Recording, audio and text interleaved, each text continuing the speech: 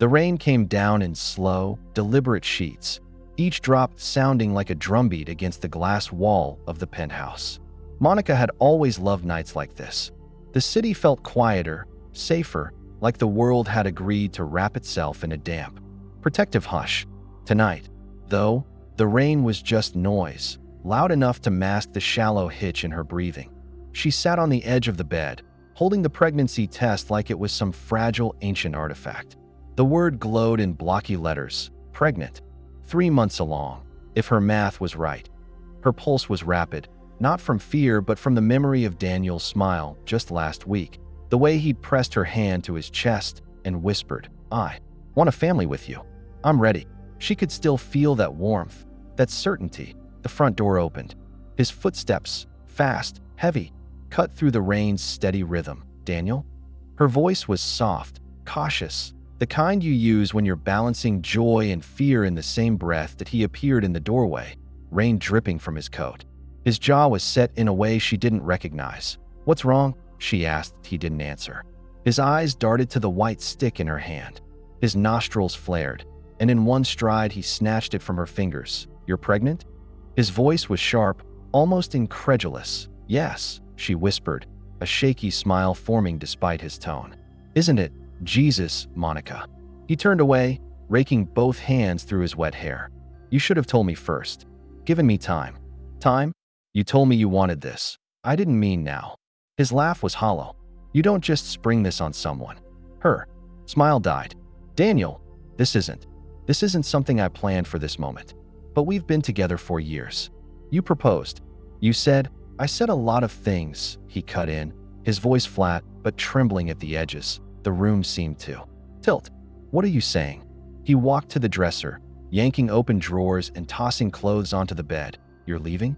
Her words came out small, almost childlike. Daniel zipped his suitcase without looking at her. "I can't do this right now. You don't understand the position I'm in." Her throat tightened. "Then explain it to me. Explain why the man who begged me to marry him is walking out the second he finds out he's going to be a father." Silence.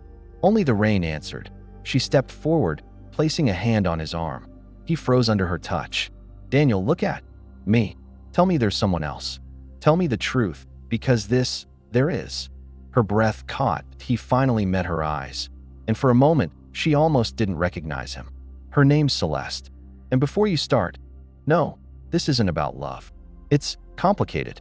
She's tied to something I can't afford to lose right now." The words landed like punches, each one pushing the air out of her lungs. "You're having an affair and leaving me pregnant in our home?" Her voice cracked. "What the hell is wrong with you?" "This isn't about you," he snapped. "It's about survival. You don't know the kind of heat I'm under. The investors, my entire board, Celeste is one of them. Without her, money, I'm finished." Monica stared at him, her mind snagging on the absurdity. "So this is about your company? Your image? It's about not losing everything I've worked for." He grabbed his suitcase and headed toward the door. "I'll send money. You'll be fine." She followed him into the hallway, barefoot, her voice shaking. "You think money fixes? Walking out on your child before they're even born? You think it'll fix me?" He didn't answer. The door slammed, and the sound was final, like the last nail in something she hadn't realized was already being buried. The apartment was too quiet without him. Even the rain seemed to fade. She sat on the floor for what felt like hours, her hand resting protectively over her stomach, as if shielding the tiny heartbeat inside from the ugliness outside. Her phone buzzed. A text from Lena, her oldest friend. "Lena, saw something. Call me now." Monica's fingers trembled as she dialed. "Please tell me you're sitting down." Lena said, "I am. I just got a tip from someone at the firm. Daniel's name is all over some shady transfers. Offshore accounts, shell companies. And Monica, Celeste? She's not just an investor. She's part of it." The room swam. "Part of what?" "A laundering scheme. They've been under quiet investigation for months. If it goes public, he's done." Monica's stomach churned, not from morning sickness this time. "Lena," she whispered, "he didn't just leave because of me. No, he left because you became a liability. A pregnant fiancé is messy in his world. It's leverage for anyone who wants to use you against him." Monica pressed her palm harder against her belly. The children, she didn't yet. No, were all she had now. That night, She moved through the penthouse in a daze. His scent still lingered in the sheets. His half-drunk glass of whiskey still sat on the counter. Everything screamed of permanence except for him. Eye in the bathroom mirror. Her own reflection startled her. Her eyes looked older, her mouth drawn. She didn't recognize the woman staring back. Her phone buzzed again. A new message from Daniel. Daniel, don't talk to anyone about me. For your sake. The threat was thinly veiled, but it was enough to steel her. She deleted his contact, not because she thought she'd forget him, but because she knew she never would. By midnight, Monica had made a silent vow. She didn't know how she would survive without him, without his income, without the life they'd built. But she knew one thing. She would not let her child grow up believing that walking away was strength, or that money could buy love. The rain outside finally slowed, leaving only the occasional tap against the window. In the stillness, she whispered to the life inside her, I've got you. We're going to be okay, even if it kills me.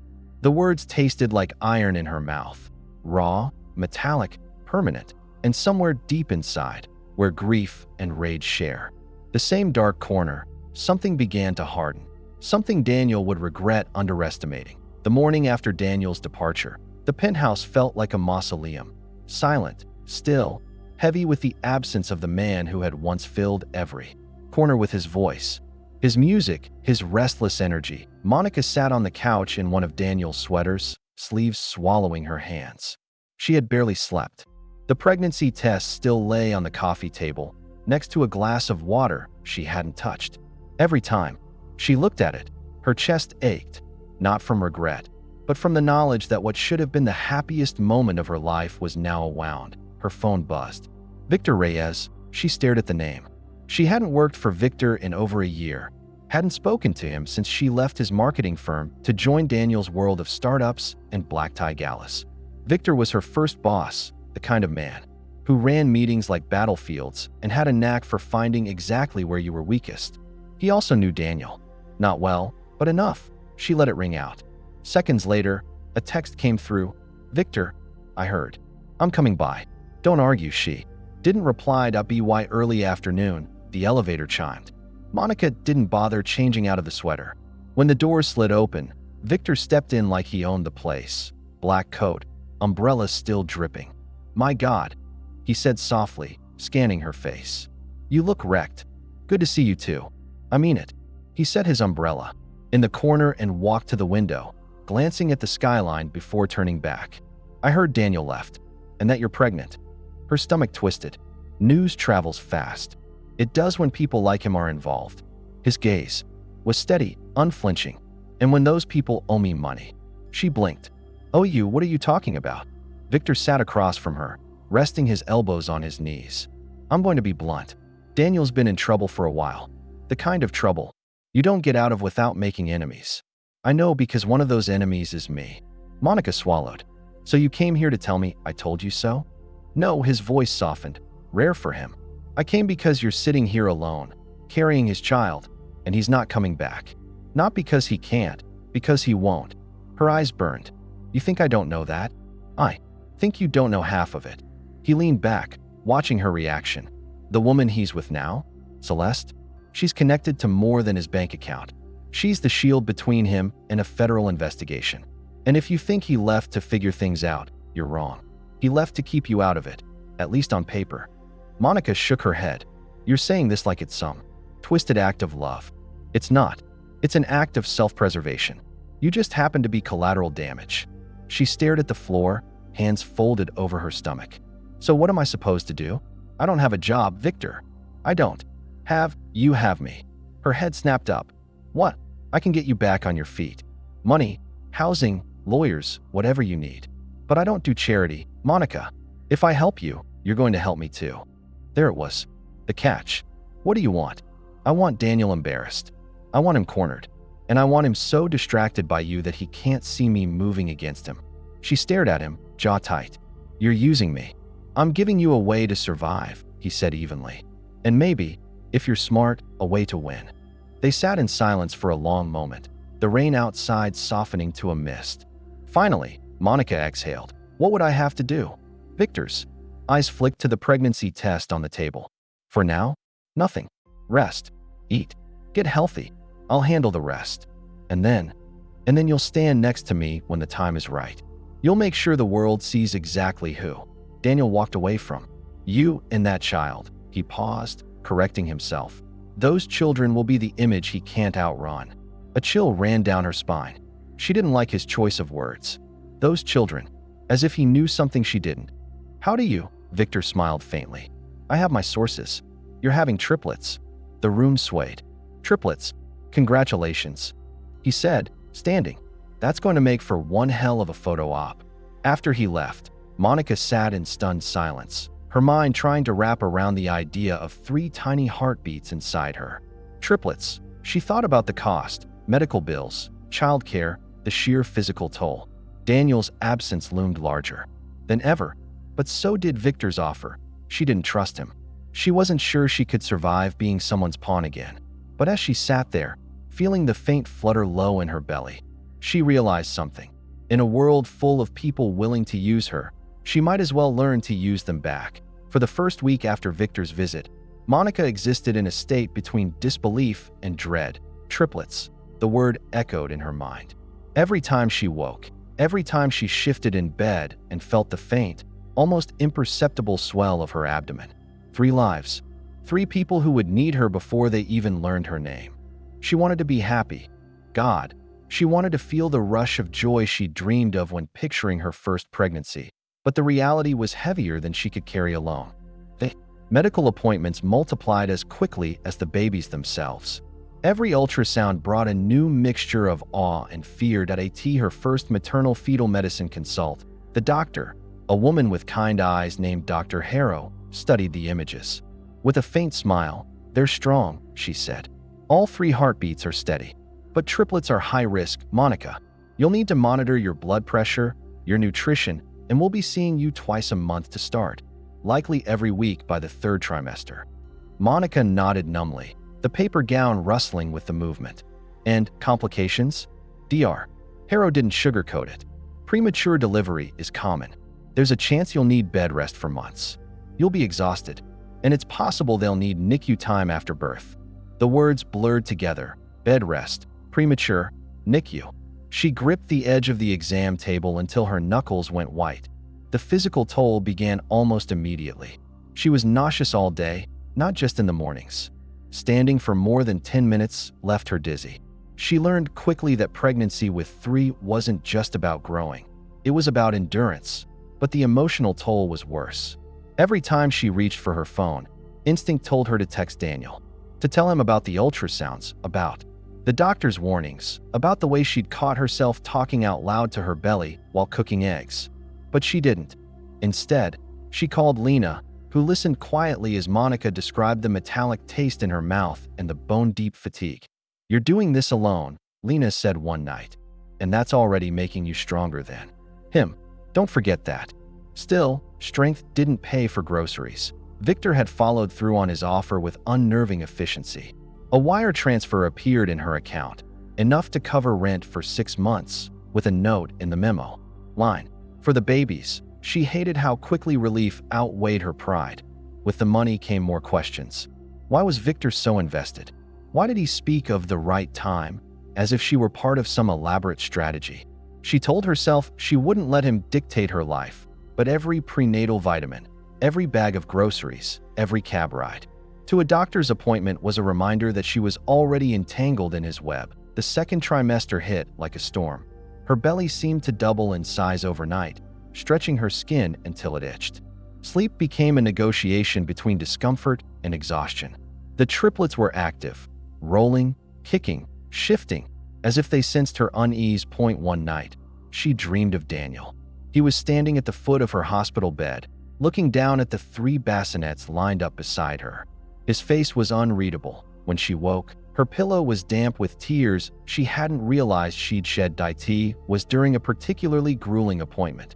3 separate heartbeat monitors strapped across her midsection. That Dr. Harrow paused, frowning slightly at the chart. "Monica, your blood pressure's climbing. You need to slow down. Stress is going to make this harder." Monica laughed bitterly. "Slowing down isn't exactly an option right now." The doctor didn't smile. "If you don't, I'll put you on bed rest. I mean it." The idea of being confined, unable to even take herself to the corner store, filled her with panic. But what choice did she have? The news of her pregnancy leaked before she was ready. It started with a blurry photo. Monica, leaving a clinic, one hand braced against her lower back. Someone posted it to a gossip blog, the headline screaming, "Daniel Vale's ex-fiancé expecting?" Sources say not his only scandal. By the end of the week, she couldn't open her phone without seeing her own face beside headlines about Daniel's alleged financial crimes. The photos all made her look fragile, pale, a prop in someone else's drama. Victor called that night. "You're trending," he said. "You should be ready to use this." "I'm not a weapon," she snapped. "You are if you choose to be." And Monica, Daniel's already panicking. The call left her shaken, but a small, dangerous part of her took satisfaction in the thought of Daniel's discomfort. She imagined him pacing in one of his tailored suits, phone pressed to his ear, barking orders at some PR team while trying to ignore the fact that the woman he'd abandoned was now the center of a story he couldn't control. But the satisfaction was fleeting. By the third trimester, survival became her only focus. The day it happened, she was alone in the apartment, folding impossibly tiny onesies when the sharp pain hit. Not a cramp, deeper, heavier. She doubled over, one hand on the couch, the other gripping her phone. "Lena," she gasped when her friend answered. "Monica? What's wrong?" "Hospital. Now." The next hours blurred. Sirens, white lights, the sting of N4. Voices moved around her like a tide. When she woke, she was in a dim hospital room, a faint beeping beside her. Dr. Harrow was at the foot of the bed. "You're stable," she said gently. "The babies are holding on, but this was a warning. You need full bed rest from here until delivery. No exceptions." Monica nodded weakly, relief and terror warring in her chest. The weeks crawled by. She learned to measure time in nurse visits and fetal heartbeat checks. The outside world faded. Daniel never came. Victor visited once, bringing a bouquet so large it barely fit through the door. He stood at her bedside, studying her like she was a chess piece. "You're almost there," he said. "When you're ready, I'll make sure everyone sees you." Him. The truth. She was too tired to argue. When the day finally came, it was chaos. 3 cries in quick succession, each one tearing through her exhaustion. The NICU was colder than she expected, lined with incubators and blinking monitors. She pressed her palm to the clear plastic of each bassinet. Tiny faces, tiny fists, impossibly perfect. They were hers. Daniel wasn't there to see them.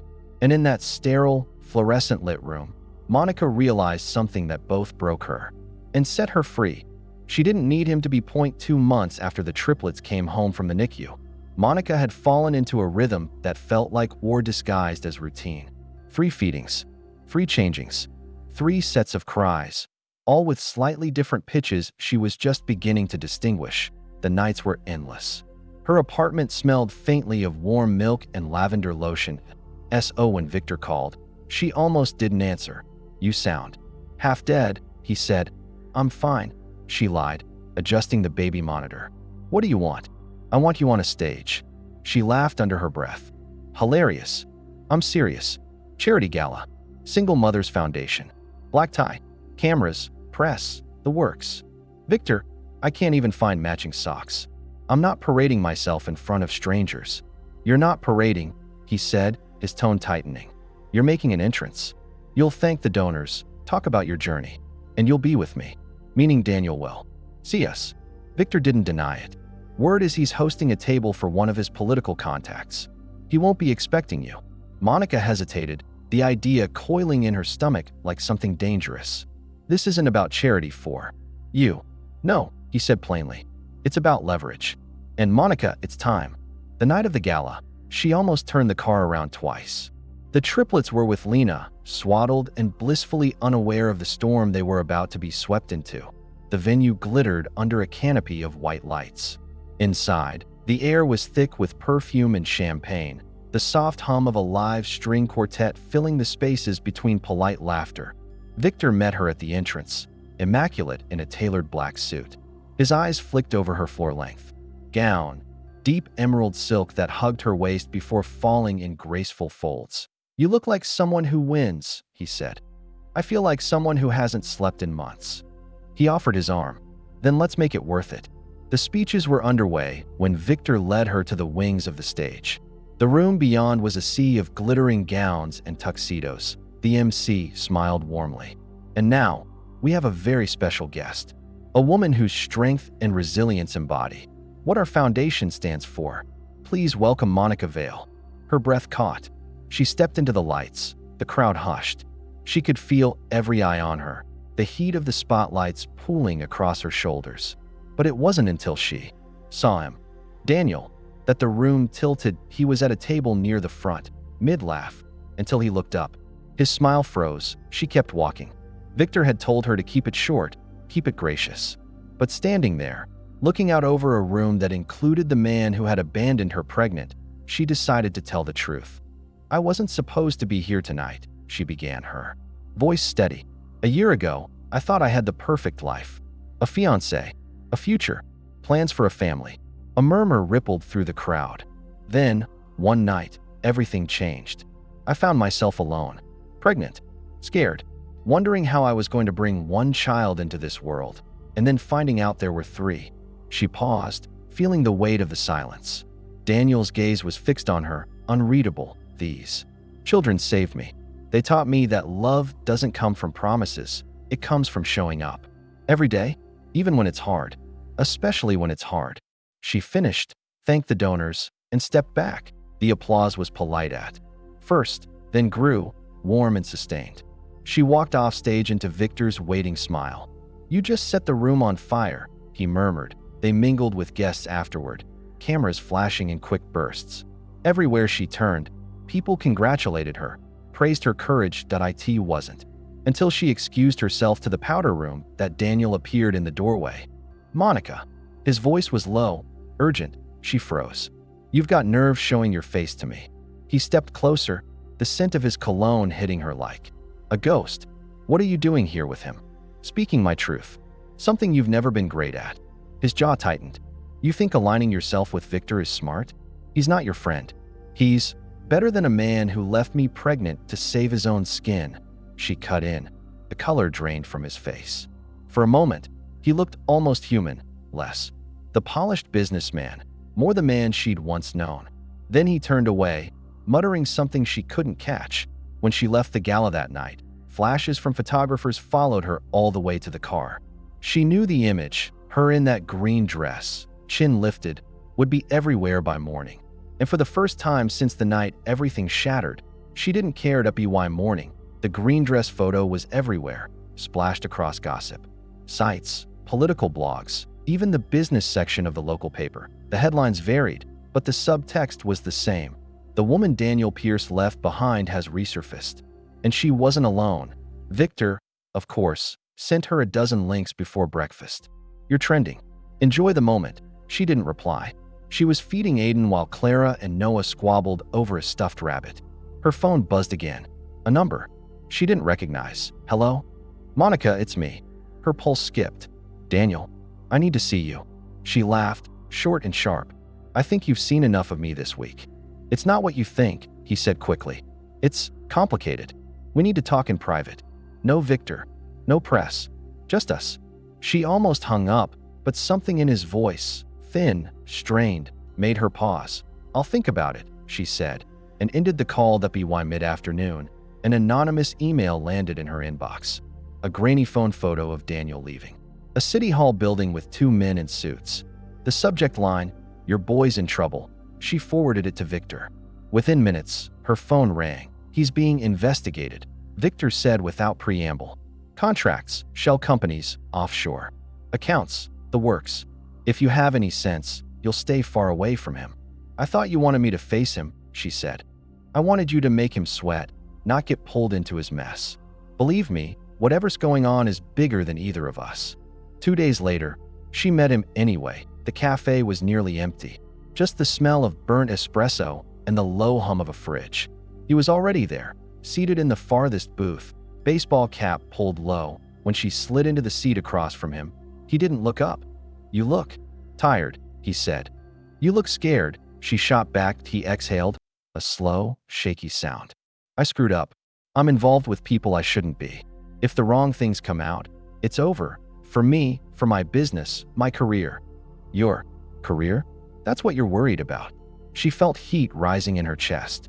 You left me pregnant with 3 babies, and now you want my sympathy because your money's in trouble? I left because they told me to, he said, voice cracking. They threatened you, Monica. If I stayed, she leaned in. Do not rewrite history. You didn't stay because it was inconvenient. Because we were inconvenient. He flinched, then pulled a white envelope from his jacket and slid it toward her. Take it. It's enough to cover the kid's future. Just stop doing this public thing. Stop showing up with him. She looked at the envelope but didn't touch it. You want to buy my silence? I want to keep you safe, he said. But the words rang hollow. Without breaking eye contact, she reached into her coat, pulled out her phone, and pressed stop on the recording app. She'd caught every word, his face drained of color. You. She stood, slipping the phone back into her pocket. Next time you want to keep me safe, Daniel, start by telling the truth. That night, she sent the audio file to Victor's legal team. Interesting, Victor said when he called. Very interesting. This could be useful if you're willing to play the long game. I'm not playing anymore, she said. I'm winning. The next morning, Daniel's lawyer filed for shared custody of the triplets. The official letter arrived by courier. Petition for joint custody. Thick cardstock. Cold, legal language. Daniel's signature at the bottom. Monica's stomach knotted. It wasn't just the audacity, it was the implication. He'd barely acknowledged the triplets existed, yet now he wanted to own them on paper. Lena, read the document over her shoulder. He's not doing this because he wants to be a dad. I know. This is leverage. Monica folded the papers neatly, like they were nothing more than a grocery receipt. Then I'll treat it like leverage, too. Victor's office smelled faintly of cedar and espresso. He was at his desk, flipping through a stack of contracts when she arrived. I hear congratulations are in order, he said dryly. You're about to be co-parent of the year. I need a strategy. He gestured for her to sit. The court isn't going to care that he's a terrible person. They'll care about optics, stability, resources. And you can help me. How? I can make sure those optics show him as unstable, reckless, and unfit. But it won't come cheap. She narrowed her eyes. What do you want, Victor? He leaned back, studying her like a chessboard. Testify in my case against him. Publicly. On record. Your statement about his financial dealings will tip the scales. She hesitated. That puts me in his line of fire. You're already in it, he said. Might as well shoot first. The first hearing was set for mid-October. Courtroom. For B had cream-colored walls, buzzing fluorescent lights, and a smell of stale coffee that clung to the air. Daniel sat at the petitioner's table, immaculate in a charcoal suit. His lawyer whispered in his ear, and he nodded without looking at her. Monica sat across the aisle with her attorney, Amelia Price, a sharp-eyed woman in a navy-sheath dress whose calm demeanor masked a killer instinct. The judge, a silver-haired man with a voice like sandpaper, skimmed the case file. We'll hear preliminary arguments. Mr. Pierce's counsel, you may begin. Daniel's lawyer rose smoothly. Your Honor, my client seeks shared custody to ensure an ongoing relationship with his children. He has the means, the home, and the stability to provide for them. Ms. Vale has limited resources and relies heavily on outside assistance. It was a surgical strike, polite, almost sympathetic, but meant to slice her credibility to ribbons. Amelia stood, her voice calm, but cutting. Your Honor, we welcome Mr. Pierce's sudden interest in parenting, but the record will show that for the first 8 months of these children's lives, he offered no financial, emotional, or physical support. Ms. Vale has been their sole caregiver. The judge's gaze shifted to Daniel. Is that true, Mr. Pierce? Daniel's jaw tightened. Circumstances prevented me from being involved. Circumstances, Amelia repeated, like she was tasting the word. We look forward to clarifying those circumstances in testimony. In the hallway afterward, Daniel caught her arm. Why? Are you doing this? You think I'm the enemy. You filed for custody to scare me. Congratulations, you got my attention.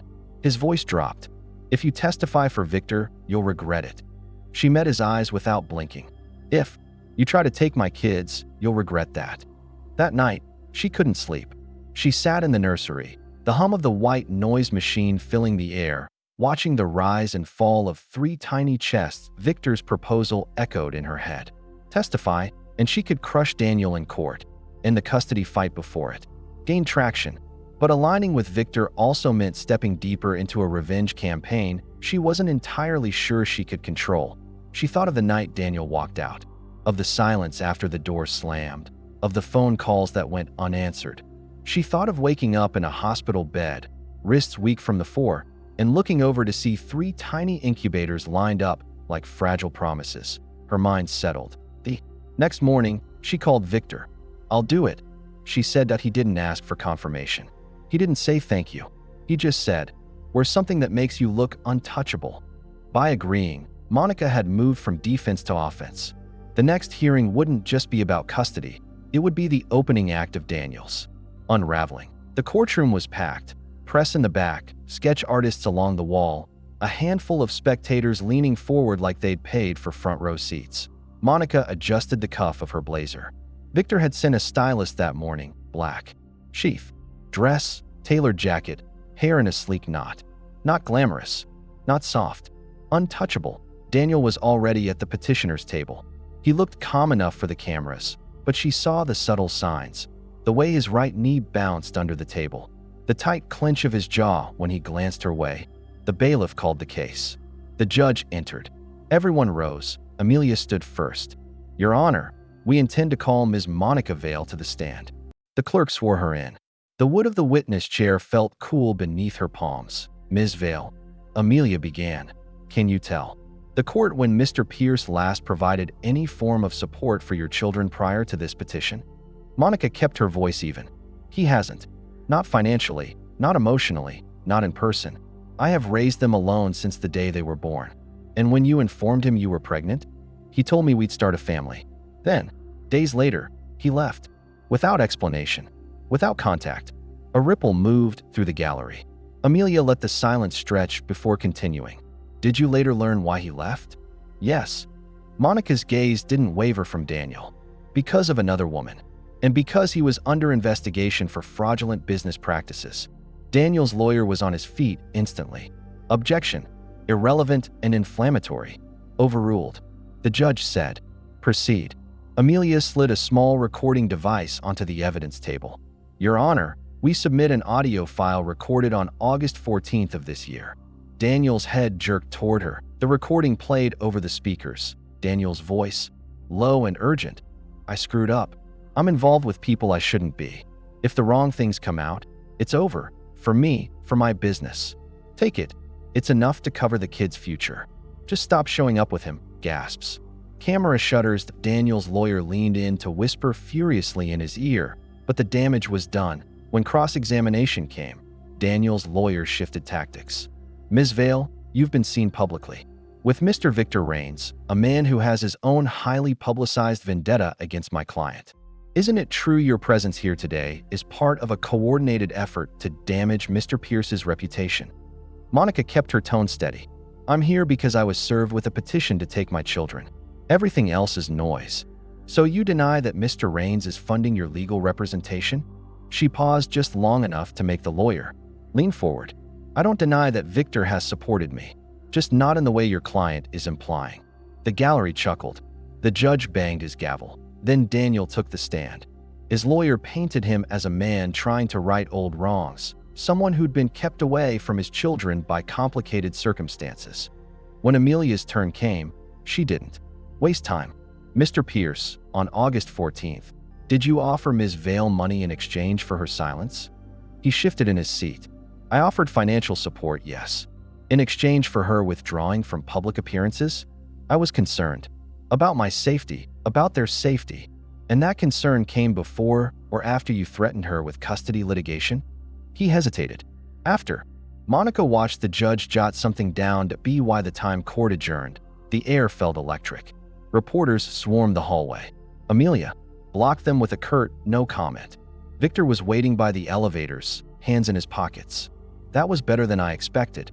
I didn't do it for you," Monica said. He smiled faintly. "You will." That night, she sat in her apartment surrounded by half-folded laundry, the triplets sleeping in the next room. She felt the weight of what had happened.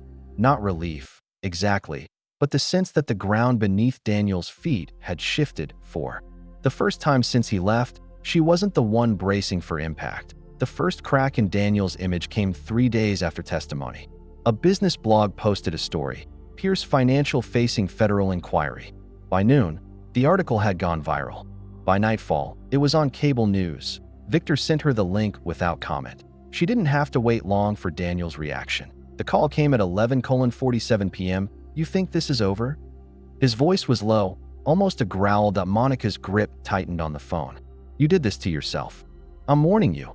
Monica, walk away from Victor. From the press. Or I will burn you to the ground." "You've already tried," she said, and hung up. Her hands shook, but she didn't call him back. The next morning, her phone buzzed nonstop. Texts from friends, coworkers, even strangers sending screenshots of Daniel's latest meltdown. He'd gone on a live stream, wild-eyed, unshaven, ranting about betrayal and false accusations and a woman who weaponized motherhood. The comments section read like a slow-motion car crash. Some people defended him. Most didn't. Lena called. "He's unraveling. This is good. It's dangerous," Monica said. "Cornered men don't stay in corners." That afternoon, she spotted a black SUV idling across the street from her building. Tinted windows, engine running. She told herself it was nothing, until she saw the same SUV again the next day. And the day after that. Victor didn't act surprised when she told him. Intimidation. Classic Pierce move. He's trying to remind you that he's watching. "I don't want him near the kids." Then don't blink. The breaking point came during the second custody hearing. Daniel showed up late, smelling faintly of alcohol, his tie askew. The judge's gaze lingered on him for a long, uncomfortable beat before continuing the session. Midway through, Daniel's lawyer requested a recess. They didn't return. The judge frowned, conferred briefly with the clerk, then announced, "Given the petitioner's absence, we will reconvene at a later date. Ms. Vale, you are free to go." Outside the courthouse, reporters swarmed. "Ms. Vale, do you believe Mr. Pierce is fit to parent? Is Victor Raines funding your case against him?" Monica kept walking. She didn't answer, but later, alone in her apartment, she let herself imagine a world where Daniel's custody claims simply disappeared. That night, Lena texted her a video, grainy security footage from a hotel lobby. Daniel, shoving a man hard enough to knock him into a wall. "He's losing it," Lena wrote. "Use this." Monica stared at the screen, her pulse loud in her ears. She didn't know if this was the final collapse or the prelude to something worse. Victor's plan was simple on paper, messy in execution. Daniel's too impulsive now. He told her over coffee in a booth at a dim corner cafe. "All we have to do is give him a stage and let him destroy himself." "I'm not bait," Monica said. "You're the truth." That's worse for him. They set it for the following Friday, a charity gala for a literacy foundation. Cameras, guaranteed. A guest list stacked with people Daniel wanted to impress or intimidate. Monica wore deep emerald silk, hair loose over one shoulder. Not for Daniel. For the optics, Lena handled the press invites. Victor worked the guest list. Daniel arrived an hour in. No tie, top buttons undone. His eyes locked on her instantly. He didn't approach right away. He circled, shaking hands, pretending to mingle. But every few minutes, she felt his gaze land on her like a weight. Victor drifted past, murmuring, "Wait for it." The moment came when a photographer asked for a picture. Monica and Victor, side by side. Daniel stepped into the frame uninvited. "Smile." The photographer chirped. Daniel leaned close, his voice sharp enough for her to feel it on her cheek. "Enjoy the spotlight while you can." She didn't react, just smiled for the camera. 15 minutes later, in front of a knot of reporters, Daniel exploded. "You think she's some saint? She's been using my kids, our kids, as weapons." His voice cracked, and the cameras caught every second. Victor stood behind the reporters, hands in his pockets, looking like a man watching a chess match he'd already won. Security escorted Daniel out.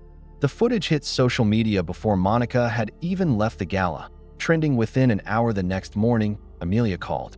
"We file the emergency motion today.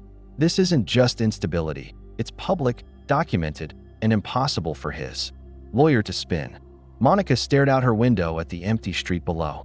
No black SUV. For the first time in months, she felt like she was moving toward the end of something, not the middle of it. The courtroom was packed, press in the back. every seat taken. Monica sat at the petitioner's table, her hands folded tightly to hide the tremor in her fingers. Across from her, Daniel slouched, jaw set, his eyes avoiding hers. Judge Ramirez entered, and the low buzz in the room died instantly. Amelia rose first. Your Honor, the evidence presented is not merely persuasive. It is overwhelming. We have documented instances of harassment, public aggression, financial instability, and neglect. The children's welfare must come first.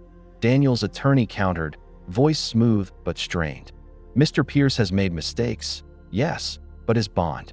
With his children, the judge raised a hand. I've heard enough. The silence that followed was unbearable. Monica could hear the faint hum of the fluorescent lights, the shuffle of papers, the creak of leather chairs. Judge Ramirez's voice was calm, but it carried the weight of finality. Full physical and legal custody will be awarded to Ms. Vale. Supervised visitation will be granted to Mr. Pierce, contingent on compliance with court-ordered counseling and sobriety testing. Daniel's head snapped up. This is a joke. Mr. Pierce, the judge said sharply, one more outburst, and I will hold you in contempt. His face flushed red, but he sat back, muttering under his breath. When the gavel fell, Monica's knees went weak. She didn't move until Amelia's hand touched her arm. It's done, Amelia whispered. You're free. Monica turned. Daniel was staring at her now, the fury in his eyes muted by something else. Something almost like loss. Outside, the press surged forward. How do you feel, Ms. Vale? Will you allow Mr. Pierce back into the children's lives? She paused at the courthouse steps, the late afternoon sun warm on her face. I'll do what's best for my children, she said, and walked away. That night, she tucked the triplets into bed. One of them, Lily, stirred. Mommy, are we safe now? Monica's throat tightened. Yes, baby, we're safe. And for the first time, she believed it.